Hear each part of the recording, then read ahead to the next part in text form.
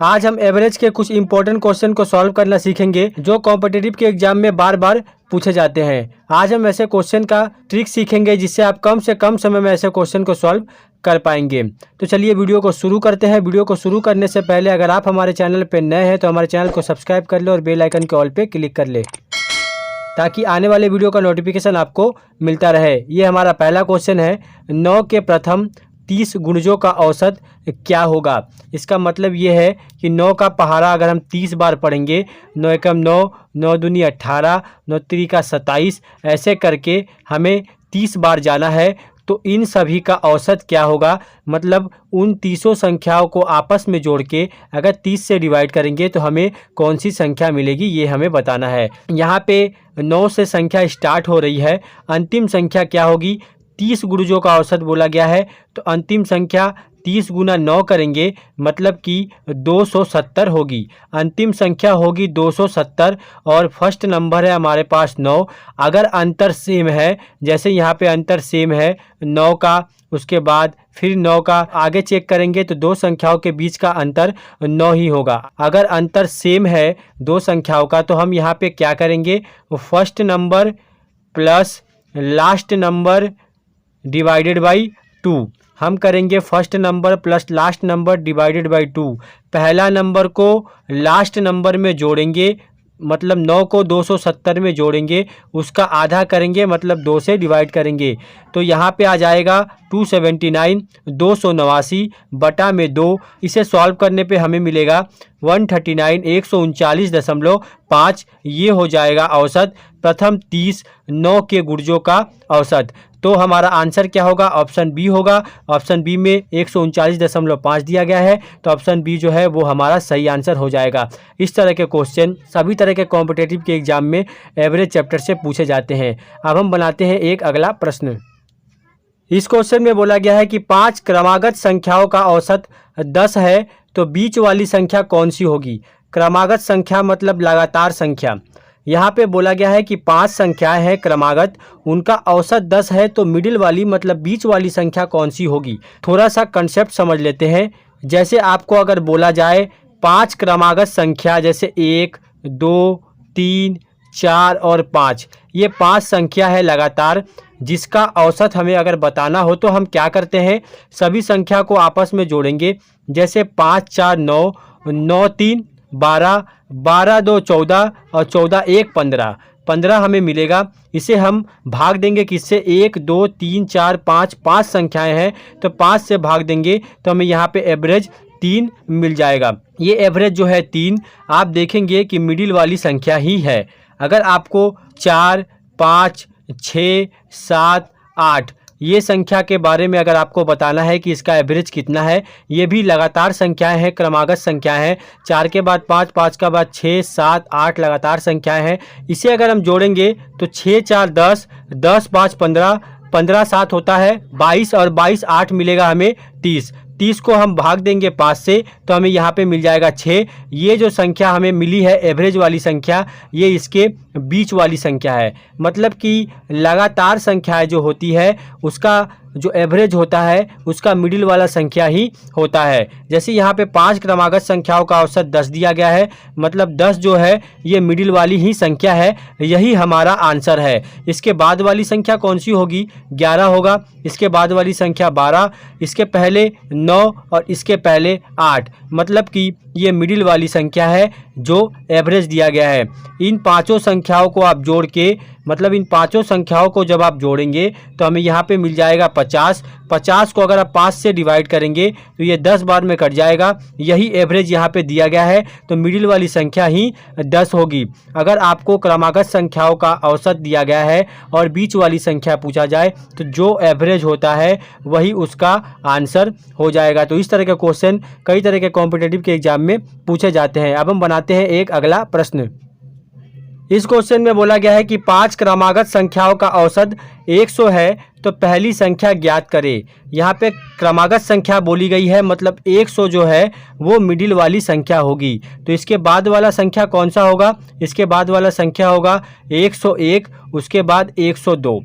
इसके पहले कौन सी संख्या होगी 99 और इसके पहले 98। मतलब पहली संख्या कौन सी है 98 है। ये हो जाएगा हमारा आंसर जो कि ऑप्शन ए में दिया गया है। अगर दूसरी संख्या पूछी जाए तो आप 99 लिख सकते हैं। अंतिम संख्या पूछी जाए तो आप 102 बता सकते हैं। इस तरह आप किसी भी संख्या के बारे में बता सकते हैं अगर क्रमागत संख्याओं के बारे में बोली गई है तो ऑप्शन ए में 98 दिया गया है तो ऑप्शन ए जो है वो हमारा सही आंसर हो जाएगा। तो इस तरह के क्वेश्चन पूछे जाते हैं। अब हम बनाते हैं एक अगला प्रश्न।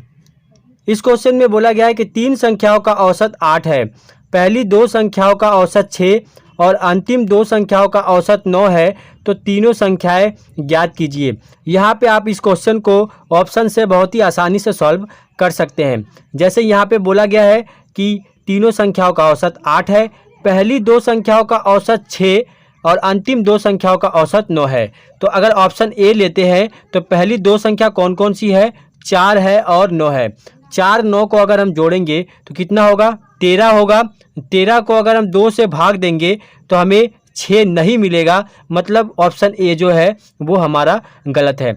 दूसरा ऑप्शन अगर हम चेक करें तो 7 और 5 को अगर जोड़ेंगे तो 7 5 होता है 12, 12 को 2 से डिवाइड करेंगे तो हमें 6 मिल जाएगा। मतलब पहला कंडीशन यहाँ पे मैच करता है। अंतिम 2 संख्याओं का औसत 9 है तो 7 और 12 को अगर जोड़ेंगे तो हमें यहाँ पे 19 मिलेगा। 19 को हम भाग देंगे 2 से, 19 को अगर 2 से भाग देंगे तो हमें 9 नहीं मिलेगा। तो दूसरा ऑप्शन भी हमारा गलत हो जाएगा। अगर ऑप्शन सी को लेते हैं तो 8 और 4 को जोड़ने से मतलब पहली 2 संख्या को जोड़ने से हमें मिलेगा 12, 12 को 2 से डिवाइड करेंगे तो हमें 6 मिल जाएगा। मतलब पहला कंडीशन ठीक है। अंतिम 2 संख्याओं का औसत 9 आना चाहिए। तो 8 और 12 को अगर जोड़ेंगे तो हमें मिलेगा 20, 20 को भाग देंगे 2 से तो हमें मिल जाएगा 10, तो 9 नहीं मिलेगा। तो ऑप्शन सी जो है वो भी गलत है। अब ऑप्शन डी को चेक करते हैं।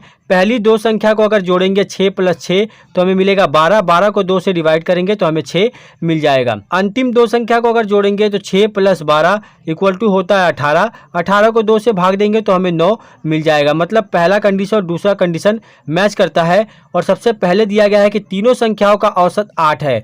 मतलब कि अगर हम तीनों संख्या को जोड़े जैसे 6 + 6 + 12 तो हमें यहाँ पे मिलेगा 24, 24 को हम भाग देंगे 3 से क्योंकि 3 संख्या है तो 8 बार में कट जाएगी। मतलब 8 हो जाएगा एवरेज। तो यहाँ पे तीनों कंडीशन जो है वो मैच करता है। तो ऑप्शन डी जो है वो हमारा सही आंसर हो जाएगा। तो इस तरह आप ऐसे क्वेश्चन को सॉल्व कर सकते हैं बहुत ही कम समय में। तो अब हम बनाते हैं एक अगला प्रश्न। इस क्वेश्चन में बोला गया है कि 40 छात्रों की औसत आयु 30 वर्ष है, 25 छात्रों की औसत आयु 36 वर्ष है, तो बाकी छात्रों की औसत आयु ज्ञात कीजिए। यहाँ पे 40 छात्रों की औसत आयु दी गई है जो 30 है। अगर हम आपको बोले कि 2 छात्रों की औसत आयु 30 वर्ष है तो आप टोटल क्या बोल सकते हैं। मतलब 2 छात्रों की टोटल आयु कितनी होगी 2 × 30 करेंगे मतलब कि 60 होगी। इसी तरह हम यहाँ पे करेंगे 40 छात्रों की औसत आयु 30 है तो 40 × 30 करेंगे तो 40 छात्रों की टोटल आयु हमें मिल जाएगी मतलब कि 1200 वर्ष है। अगर 40 छात्रों की टोटल आयु 1200 है तो यहाँ से हम 25 छात्रों की भी निकाल लेंगे। 25 छात्रों की औसत आयु 36 वर्ष दी गई है। इन दोनों को गुना करेंगे तो हमें यहाँ पे मिल जाएगा 900। मतलब 25 छात्रों की कुल आयु 900 है। इसमें से अगर हम माइनस कर दें इसे तो बाकी जो बचे छात्र हैं उनकी आयु हमें टोटल मिल जाएगी। तो यहाँ पे हमें माइनस करने पे मिलेगा 300। 300 कुल उम्र है कितने छात्रों की टोटल 40 है। इसमें से हम 25 को माइनस कर देंगे तो हमें यहाँ पे मिल जाएगा 15। मतलब कि 15 छात्रों की टोटल आयु 300 है तो 15 छात्रों की औसत आयु कितनी होगी 300 को हम 15 से डिवाइड कर देंगे तो ये 20 बार में कट जाएगा। 20 वर्ष हो जाएगा हमारा आंसर। मतलब कि 15 छात्रों की बाकी छात्रों की औसत आयु 20 वर्ष है जो कि ऑप्शन ए में दिया गया है। तो ऑप्शन ए जो है वो हमारा सही आंसर हो जाएगा। तो इस तरह के क्वेश्चन पूछे जाते हैं। अब हम बनाते हैं एक अगला प्रश्न।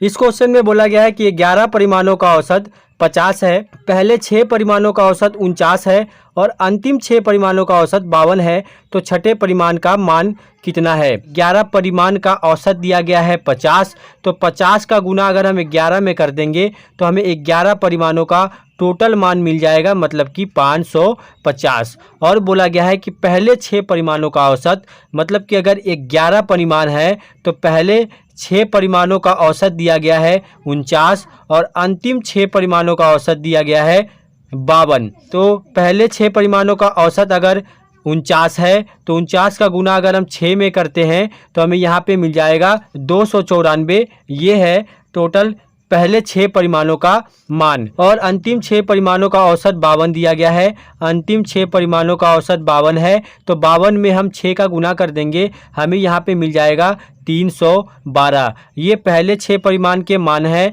और ये अंतिम 6 परिमाण के मान है। इन दोनों को अगर हम जोड़ दें तो टोटल 12 परिमाणों का मान मिल जाएगा। यहाँ पे हमें 11 परिमाणों का मान पता है, मतलब मिडिल वाला जो परिमाण है, अगर हम टोटल 12 परिमाण से 11 परिमाण को माइनस कर देंगे तो मिडिल वाला का मान हमें, मतलब छठे परिमाण का मान हमें मिल जाएगा। तो हम क्या करेंगे, यहाँ पे 294 को 312 में जोड़ देंगे तो हमें यहाँ पे मिल जाएगा 606। इस 606 से हम 550 को माइनस कर देंगे, कुल परिमाण को माइनस कर देंगे तो हमें यहाँ पे मिल जाएगा 56। ये हो जाएगा छठे परिमाण का मान, मतलब बीच वाले परिमाण का मान। अगर आप 11 परिमाण लिखते हैं, 1 2 3 4 5 6 7 8 9 10 11, पहले 6 परिमाणों का औसत मान दिया गया है, मतलब 1 2 3 4 5 6, यहाँ तक से यहाँ तक का मान दिया गया है 49 औसत मान। और अंतिम 6 परिमाणों का मान, मतलब 1 2 3 4 5 6, यहाँ से लेके यहाँ तक का मान दिया गया है 52। तो ये जो है, ये जो परिमाण है दोनों में रिपीट हो रहे हैं। तो हम अगर हम इन दोनों को मान से इसके मान को माइनस कर देंगे तो हमें छठे परिमाण का मान मिल जाएगा जो कि 56 है। तो ऑप्शन बी में 56 दिया गया है, तो ऑप्शन बी जो है वो हमारा सही आंसर हो जाएगा। तो इस तरह के क्वेश्चन एवरेज चैप्टर से सभी तरह के कॉम्पिटिटिव के एग्जाम में बार बार पूछे जाते हैं। आप इस मेथड से कम समय में ऐसे क्वेश्चन को सॉल्व कर पाएंगे।